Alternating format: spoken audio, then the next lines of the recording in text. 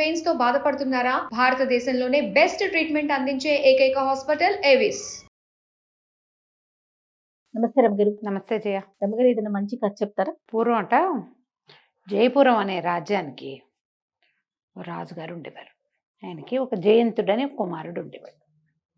అబ్బాయి కొంచెం down to earth రాజకుమారుడు. అతనికి జయపాలుడని ఒక చెలికాడు ఉండేవాడు. చిన్నప్పటి నుంచి సహాధ్యాయి.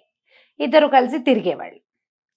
ఈ తిరిగేటప్పుడు ఇద్దరుట సామాన్యమైన బట్టలు, ఒకే రకం బట్టలు వేసుకుని తిరిగేవాళ్ళు.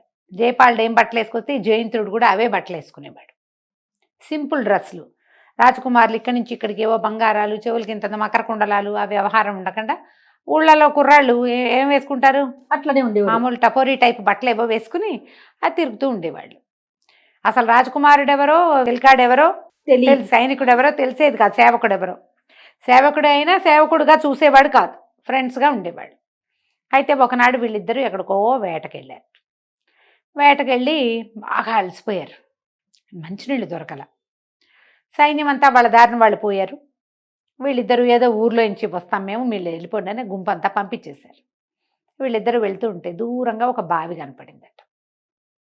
జయంతుడన్నట, నువ్వు రాచుకుపోతోంది, మంచినీళ్ళు తాగుతాం అంటే జయపాలుడు గుర్రం దిగలేదు. కానీ జయంతుడు ఏం చేసేట, గుర్రం ఆపి పరిగెత్తుకుంటూ గబగబా వెళ్ళేట. దాహంగా ఉంది. బావి దగ్గరికి వెళ్ళేసరికి ఎవరో ఒక అమ్మాయి, కొంతమంది ఆడపిల్లలు బావిలోంచి నీళ్లు తోడుతున్నారు. తోడుతుంటే కాస్త మంచినీళ్ళు ఇస్తారా అని అడిగాడు. ఒక అమ్మాయి ఓ దొన్నెతోటి నీళ్ళు ఇచ్చింది. ఇచ్చేసరికి ఒక పిల్ల చటుకున ఆ దొన్నె లాక్కుని విసిరి పడేసేసింది. ఆ దొన్నె మళ్ళీ అమ్మాయి చేతికి ఇచ్చింది. ఇది రాజకుమారుడు ఆశ్చర్యపడి, ఏమిటి అమ్మాయి ఇలా చేస్తుందని 4-5 సార్లు ఆ బొక్కెన్లో నుంచి అమ్మాయి దొన్నెతో నీళ్లు తీయటం, ఈ రెండో అమ్మాయి పారబోసేయటం. 5 సార్లు 6 సార్లు అయ్యాక చివరికి ఊరుకుంది. ఆ దొన్నెతో ఇచ్చిన నీళ్ళు తాగేశాడు గడగడ. తర్వాత ఇంకా కొన్ని నీళ్లు తీసుకుని మొహం కడుక్కున్నాడు. మరి కాసిన నీళ్ళు తాగాడు. ఆ అమ్మాయిని, ఆ నీళ్లు తోసేసిన అమ్మాయిని అడిగాడు, ఏమిటి నేను కొత్తవాడినేనా, నా చేతిలో నుంచి నీళ్ళు లాక్కుని పారబోసారు, ఎందుకు పారబోసావు అని అడిగాడు. అడగటానికి ముందు సత్తా కూడా లేదు, నాలుగు ఎండిపోయింది.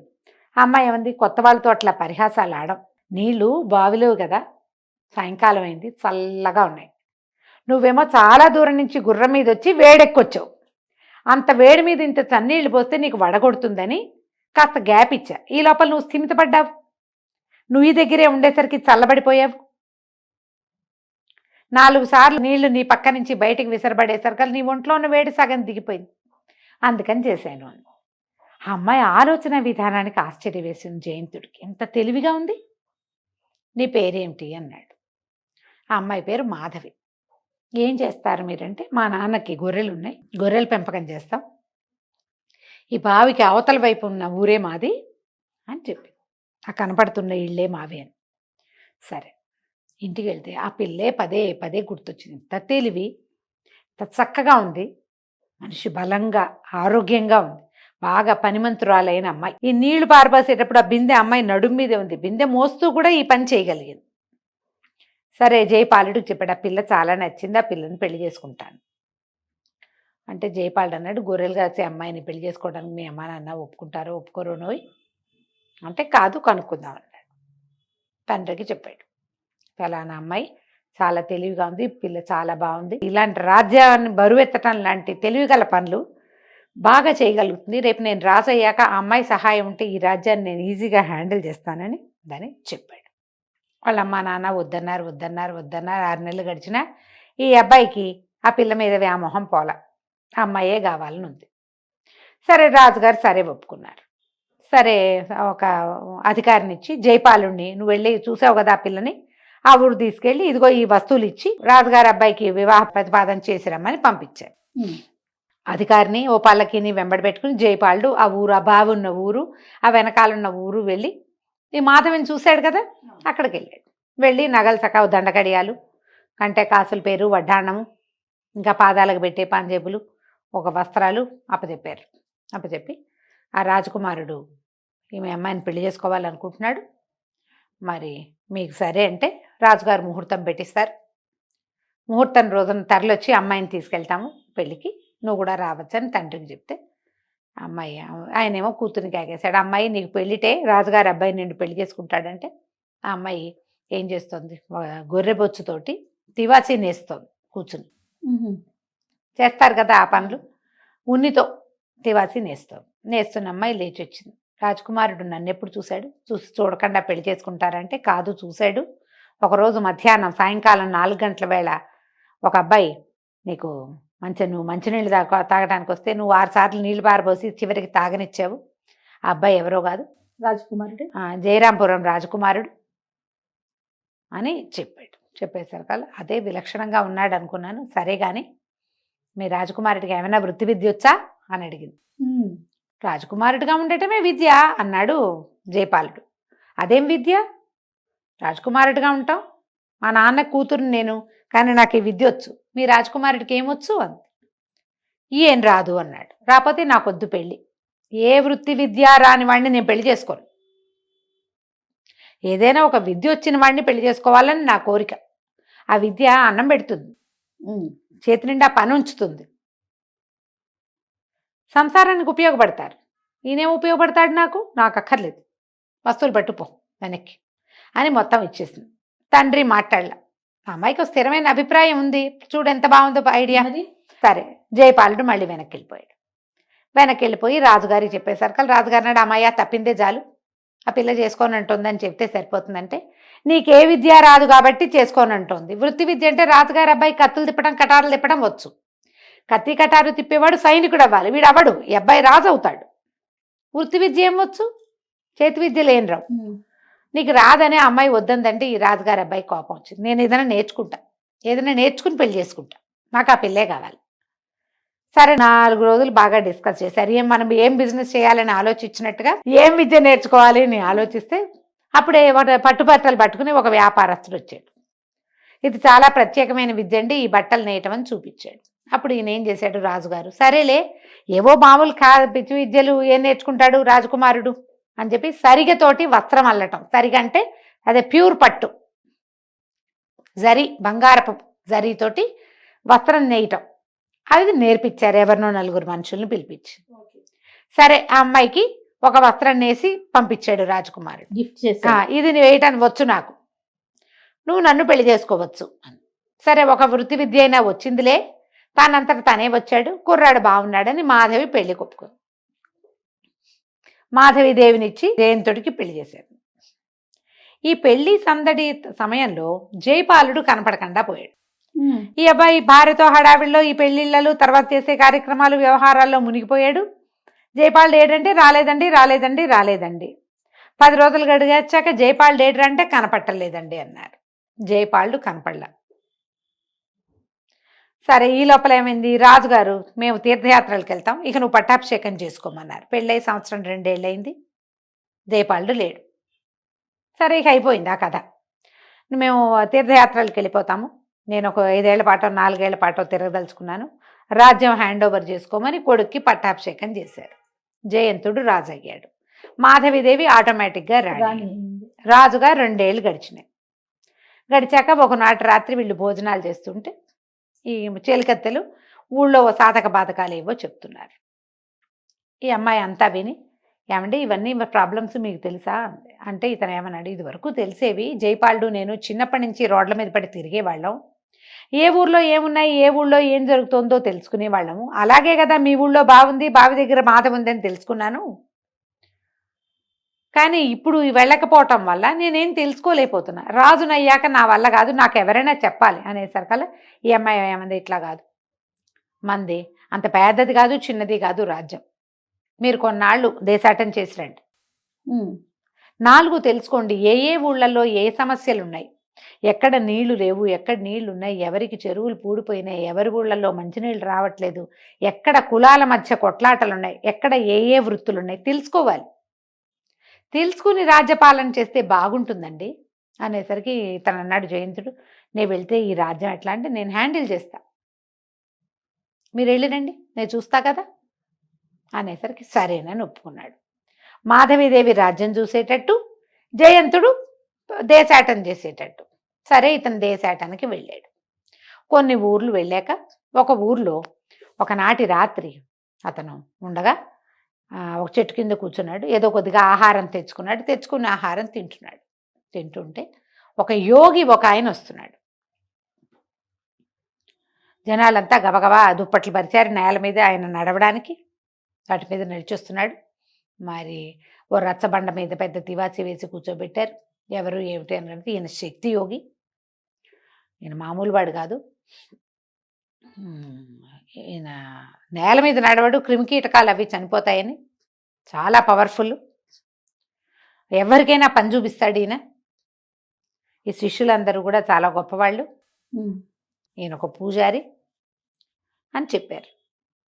ఈ శక్తిపథం అనే ఒక దేవాలయం ఉందని, అక్కడ ఆ గ్రామంలో వీళ్ళంతా ఉంటారని, ఇలా ఊర్లలోకి వచ్చి మనకందరికీ వరాలు ఇస్తాడు, మంచి మాటలు చెప్తాడు, స్పీచ్లు ఇస్తాడు. మోటివేషనల్ స్పీకర్ అనమాట ఆయన. ఇక్కడ పని పాట లేకుండా ఉన్న వాళ్ళని తనతో తీసుకెళ్ళి పనులు కూడా ఇస్తాడు, పని పాట చూపిస్తాడు ఆయన. అనేసరికి సరే వినడం మొదలుపెట్టాడు. ఏదో కాసేపు ఆయన స్పీచ్ ఏదో ఇచ్చాడు. తర్వాత ఆయన విశ్రాంతి తీసుకుంటున్నాడు ఆ తివాసి మీద కూర్చొని.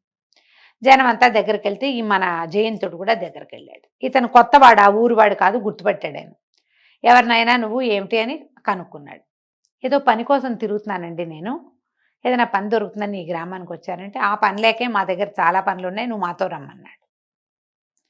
సరే ఇతను వాళ్ళతో వెళ్ళడానికి నిరుకైంది. ఓకే, ఈ శక్తి యోగి బయలుదేరాడు. ఆయన వెనకాల ఆయన శిష్యులు జనం అంతా బయలుదేరారు. అందరినీ పూజారి గారు పూజారి గారు అని అంటున్నారు జనం. వీళ్ళు కొంత దూరం అలా నడిచి వెళ్ళాక ఒక గుంపు చేరారు, కూలీలు లాంటి వాళ్ళు, ఏవో మూటలు మోసుకుని వస్తున్నారు. వాళ్ళు కూడా ఈ సమూహంతో చేరారు. వీళ్ళంతా నగరం తాలూకు తూర్పు ద్వారాల వైపు వెళ్తున్నారు. నగరం అంటే ఆ రాజ్యం తాలూకు తూర్పు భాగంలోకి వెళ్ళాక అక్కడ పెద్ద కోట గోడలాంటిది రాజ్యం తాలూకు సరిహద్దు. అక్కడ అసలు తలుపు ఉన్నట్టే లేదు, గోడే ఉన్నట్టుంది. కానీ ఆ తలుపు తీయబడింది. తలుపు తీయబడితే లోపలికి ఇట్లా మెట్లున్నాయి. అదంతా ఎక్కడికో వెళ్తోంది. ఇక లోపలికి దిగి వెళ్తూ ఉంటే ఇతనికి ఎట్లా కనపడిందంటే, ఈ మూటలు మోసుకొచ్చిన వాళ్ళందరినీ ఓవైపు తీసుకెళ్లారు. ఇతనిలాగానే ఎక్కడైనా ఆ ఊళ్ళో ఈ ఊళ్ళో ఖాళీగా ఉన్న వాళ్ళని కొంతమందిని తీసుకొచ్చారు. ఓ 15 మంది వీళ్ళు, మూటలు మోసుకొచ్చిన వాళ్ళు ఒక 20 మంది. వీళ్ళంతా ఎంతో నడిచి నడిచి మధ్యలో ఆహారాలు పెట్టారు వీళ్ళకి. రాజ్యపు పొలిమేరల్లో ఉన్న గోడ నుంచి వీళ్ళు ఎక్కడికో దిగెళ్ళారు కిందకి. వెళ్తే కిందకి వెళ్ళాక ఒక అస్థిపంజరంలాగా ఉన్న ఒక మనిషి ఎదురొచ్చాడు. ఇతను నీకు మిగిలిందంతా చూపిస్తాడని చెప్పేసి, మీరు ఎక్కడుండాలో చూపిస్తాడని ఆ అస్థిపంజరంలా ఉన్న మనిషి వెనకాల ఈ జయంతుణ్ణి పంపారు. లోపలికి వెళ్తే లోపల చూస్తే అది ఎట్లా ఉందంటే నరకంలాగా ఉంది. చీకటి గదులు, ఒక్కొక్క గదిలో బక్క చిక్కిపోయి చావడానికి సిద్ధంగా ఉన్న వాళ్ళు కొంతమంది, కొన్ని చోట్లేమో ఏవో పనులు చేస్తున్న వాళ్ళు కొంతమంది. అక్కడికి గాలి వెలుతురు లేవు, దీపాలు తప్ప. ఎందుకంటే అది పైన లేదు, కింద ఉంది. ఈ వెళ్తూ ఉంటే అవతల గదుల్లో ఇంకా కొంతమంది ఇట్లాంటి మనుషులు కనపడ్డారు. ఆ బక్క చిక్కిపోయిన మనిషి అస్థిపంజరంలో ఉన్నాడు కదా, ఆయన అన్నాడు, ఈ రాక్షసులు ఎంతమందినో తెచ్చారు, నాతో పాటు తెచ్చిన వాళ్ళందరూ చచ్చారు, నేను ఒక్కడనే బతికున్నా, ఏదో ఒక రోజు నాకు కూడా మూడుతుంది అనేసరికి అదేమిటి అన్నాడు జయంతుడు. అంతే, వీడు శక్తి పూజారి, శక్తి గురువు అంటారు ఇతను, శక్తి యోగి కాదు, వీడు భయంకరుడు. వీళ్ళు నరరూప రాక్షసులు, క్యానిబల్, నరమాంస భక్షకులు కూడా వీళ్ళు. ఇట్లా ఊళ్ళల్లోకి వెళ్ళి ఎవరో ఒకళ్ళని వెంబడి పెట్టుకొస్తారు. పని లేక అల్లాడుతున్న వాళ్ళని, కుటుంబం నుంచి వేరైన వాళ్ళని తీసుకొస్తారు. ఏదైనా పని చేయగలిగిన వాళ్ళతోటి ఆ పనులన్నీ చేయించి, వృత్తి పనులు వచ్చిన వాడితోటి ఆ పనులు చేయించి క్రమంగా చంపుతారు. పనులు చేయించి దాని ద్వారా డబ్బు సంపాదిస్తారు, వీళ్ళని చంపుతారు మెల్లిగా. ఏ పని రాని వాళ్ళని కూలీలుగా మారుస్తారు. వాళ్ళని ఇక్కడే ఉండి రోజుకొకరిని చొప్పున వండుకుని తింటారు. ఈ పూజారులు అందరూ అంతే. ఇలాంటి పూజారులు చాలా మంది ఉన్నారు. ఈ రాజ్యానికి 4 పక్కలా కనపడతారు. వాళ్ళందరికీ వీడే గురువు. తెచ్చిన బందీలందరినీ ఇక్కడే ఉంచుతారు. వీళ్ళందరూ బందీలని. కాసేపటికి మాట్లాడగా మాట్లాడగా జయంతుడికి తెలిసింది, ఈ అస్థిపంజరంలా ఉన్నవాడు జయపాలుడు. నేను జయంతుడిని చెప్తే గుండె పగిలి సస్తాడేమో అవిసిపోయి అని మాట్లాడకుండా ఊరుకుంటాడు, చెప్పడు. చెప్పకుండా ఈ జనాలందరినీ, ఇప్పుడు తీసుకొచ్చిన జనం అందరినీ ఓ చోటకి చేర్చాడు. చేర్చంగానే ఆ పూజారులు ఒక 5-6 వచ్చారు. మీలో ఎవరెవరికి ఏమేం పనులు వచ్చంటే ఇతను అన్నాడు, మిగిలిన వాళ్ళందరినీ నోటి మీద ప్రతి వాళ్ళని తట్టాడు, మాట్లాడద్దని. ఏం చెప్పాడు, బాబు సరిగతోటి వస్త్రాలు అల్లటం వచ్చండి మాకు, మీకొచ్చా అంటే ఆ అన్నారు అందరూ. ఇతను అనిపించాడు. సరే దానికి ఏం ముడి కావాలి, దానివల్ల ఏమవుతుంది అంటే అది బంగారానికి 100 రేట్ వస్తుందండి. బంగారం తీగలు గనక తీస్తే ఆ తీగతో అల్లే వస్త్రానికి బంగారం 1 గ్రాము ఇంత ఖరీదైతే దానికి 10 రేట్ వస్తుంది ఆ వస్త్రానికి. ఎవరు కొంటారు? రాజుల ఇళ్లలో కొంటారండి. బాగా బంగారు వస్త్రాలు నేయచ్చు, నాకు ఆ పని వచ్చు అనేసరికి ఆ పూజారి అన్నాడు, నీకు ఏమేం సామాన్లు కావాలో చెప్పు, నీకేం కావాలో చెప్పు అంటే సరే మొత్తం లిస్ట్ రాసిస్తానన్నాడు. అని చెప్తే సరేనండి ఇతని దగ్గర నుంచి దానికి కావలసిన పనిముట్లన్నీ తెప్పించారు. నెలలు గడిచినాయి. స్లోగా అవుతుంది నేత పని. ఇతను తనతో పాటు ఉన్న వాళ్ళందరినీ అటు ఇటు పోనివ్వాల. చిన్న పని పెద్ద పని ఇది చుట్టండి, ఇవి లాగండి, పీకండి అని నేర్పించాడు. ఈ లోపల మరి ఆ వస్త్రాలు వచ్చే లోపల వీడు బతికుండాలి కదా, సామాన్లు వచ్చే లోపల ఇతనికి వచ్చిన ఆహారాన్ని పంచిపెట్టాడు అందరికీ. ఆ జయపాలుడు కూడా రోజు వీళ్లతో పాటు తినేవాడు. మొత్తం సామాన్లన్నీ వచ్చాక ఇతను నిదానంగా ఒక వస్త్రం నేసాడు. అందులో కోట గోడ దానికి తలుపు తీసినట్టుగా వేశాడు, పమిటలో బొమ్మ. అంచులో వరుసగా రాసుకొచ్చాడు. ఇక్కడ ఏం జరుగుతోందో తమని ఎలా రక్షించాలో అందులో ఉంది. దీంట్లోంచి బయటపడ్డం వాళ్ళకి రాదు. అదే రాసి పెట్టాడు. ఇది అయితే ఏమైంది, ఏ పూజారి అయితే ఇతనితో దగ్గరుండి పని చేయించాడో వాడు అడిగాడు, ఎంత బాగుందో, మెరుస్తోంది, దీన్ని ఎట్లా ఏం చేయాలంటే మన దేశపు రాజు ఉన్నాడు కదా, ఆ రాజు భార్యకి వస్త్రాలు చాలా ఇష్టం. వాళ్ళ దగ్గరికి వెళ్ళి అమ్మ చూపండి. రాణిగారి దగ్గరికి వెళ్తే మామూలుగా అయితే నీకు 10 వస్తుంది, అక్కడికి వెళ్తే 100 రేట్ వస్తుంది అనగానే ఆ పూజారి అన్నాడు, నువ్వు వస్త్రం వేసినట్టు ఎవరికి చెప్పద్దు అని చెప్పి ఆ డబ్బంతా వాడే సొమ్ము చేసుకోవాలనుకున్నాడు. వస్త్రాన్ని మడిచి పట్టుకెళ్తే రాణికే చూపించు, వేరే వాళ్ళకి చూపించద్దు, నీకు రేటు రాదు, వాడికి కావాల్సింది డబ్బులు కదా అని చెప్పాడు జయంతుడు. అయితే ఈ పూజారి ఏం చేశాడు, రాజుగారి కోట దగ్గరికి వెళ్ళాడు. వెళ్ళి రాణిగారికి ఏవో వస్త్రాలు తెచ్చానంటే అక్కడికి అలవాటే ఎవరో ఒకళ్ళు వస్తూ ఉంటారు. రాణిగారి దగ్గరికి పంపించేసరికల్లా తరిగ వస్త్రాన్ని ఆవిడ చేతిలో పెట్టాడు. ఆవిడేమో మడతలు విప్పకపోయేసరికల్లా ఏమంది, ఎంత రేటు ఏమిటి అని అడిగితే ఇతను ఏదో రేటు చెప్పాడు. అంతెందుకు, అంత ఉందా అంటే, కాదండి మీరు కావాలంటే వస్త్రం అంతా విప్పి పరిశీలించండి, పంతనం చూస్తే మీకే తెలుస్తుంది అన్నాడు. ఏమిటో చూద్దామని ఊడదీస్తే ఏముంది, దాన్ని ఓ పక్కకి తిప్పితే జరి వెళ్ళింది, రెండో పక్కకి తిప్పితే అక్షరాలు కనపడుతుంది. ఏమిటో కనపడుతున్నాయి చూద్దామని చూస్తే ఆ పమిటంచులో ఇంతకీ ఈ నేసేటప్పుడు అతను కూడా చూడాలి, అప్పుడప్పుడు చూశాడు. ఆ మొత్తాన్ని ఎక్కడ చూస్తారు, వాడిని ఎదురుగుండా కూర్చోబెట్టి చూడకుండా ఈవిడేం చేసింది, లోపల తీసుకొచ్చి దాన్నంతా పర్వాలి కదా. చూసేసరికి దీపం తీసుకురావే అనేసరికి ఒక చెలికత్తె దీపం పట్టుకొస్తే ఇంకేముంది, దీపపు వెలుగులో రాజకుమారుడంతా రాసి పెట్టాడు. నగరానికి మొత్తం రాజ్యానికి తూర్పు గోడ అక్కడ ఇలా ప్రత్యేకంగా తడితేనే తలుపు తెరవబడుతుంది. ఆ లోపల మేము బందీలుగా ఉన్నాం, నాతో పాటు చాలా మంది ఉన్నారు, పెద్ద సైన్యంతో రా, ఇక జయపాలుడు కూడా ఇక్కడే ఉన్నాడు అని రాసింది. ఆ కోట గోడ తాలూకు గుర్తు క్లియర్గా ఆ దాని తాలూకు అంచులో పెద్దగా నేసి ఉంది. ఎవడు వెంటనే ఏం చేసింది, ఉండండి డబ్బులు తెప్పిస్తానని మంత్రి గారిని పిలిపించింది, సర్వసైన్యాధ్యక్షుని పిలిచింది. వాళ్ళు రావటం ఏంటి, వీడిని పెడరక్కలు విరిచి కట్టేసి లోపల బారేశారు. వాడు పారిపోయేవాడే. అక్కడ బారేసి ఈ చెప్పిన దారి ప్రకారం అక్కడికి వెళ్ళేసరికి ఈ తలుపు కోట గోడలాగా ఉంది కదా, ఒక చోట ఎక్కడ తట్టాలో క్లియర్గా ఉంది దాని మీద. అక్కడ కొట్టేసరికల్లా తలుపు తెరుచుకొని లోపలికి వెళ్తే ఏముంది, లోపల అందరూ ఇవే, కొన్ని చోట్ల మానవ కంకాళాలు, అస్థిపంజరాలు. ఈ శక్తి యోగి పేరుతోటి ఉన్నవాడు ఈ రాజ్యానికి 4 పక్కల నుంచి మనుషులను తెచ్చి వాళ్ళకు ఒక కల్ట్ అక్కడ తయారవుతుంది అనమాట. కొంతకాలానికి వాళ్ళు పెరుగుతారు, రాజ్యం మీద మూకొమ్మడిగా కల్ట్లు ఇలాగేగా తయారవుతాయి. వాళ్ళందరినీ రెక్కలు విడిచి పట్టేశారు. రాజకుమారుణ్ణి జయపాలుని రక్షించారు, బయటికి తీసుకొచ్చారు. మొహాలు చూసుకున్నారు అప్పటికి వెలుగులో. మొహం చూసేసరికి జయపాలుడు, అయ్యో యువరాజా నువ్వేనా అని కావలించుకున్నాడు. ఇవాళ మాధవిదేవి మనని రక్షించిందంటే మాధవిదేవి రక్షించలా, వృత్తి విద్య రక్షించింది. ఆ సరిగతో వస్త్రం చేయటాన్ని బలవంతంగా నేర్చుకోకపోతే క్లూ లేదు, ఇది ఎట్టా వస్తుంది. ఆవిడ కోసమని బలవంతంగా నేర్చుకున్న విద్య వల్లే ఇవాళ మనం బయటపడగలిగాము అని చెప్పి అప్పుడు రాజట ప్రతి వాళ్ళు వాళ్ళ వృత్తి విద్య నేర్చుకున్నాకే సైనికుడు అవ్వాలి. ఏదో ఒకటి వాళ్ళు ఏ వృత్తుల్లో కుటుంబాల్లో నుంచి వచ్చారో వాడు సైనికుడైనా సరే వాడి సొంత విద్య వాడికి రావాలి. కుండలు చేసేదో బొమ్మలు చేసేదో అది రాకుండా వచ్చేయకూడదు.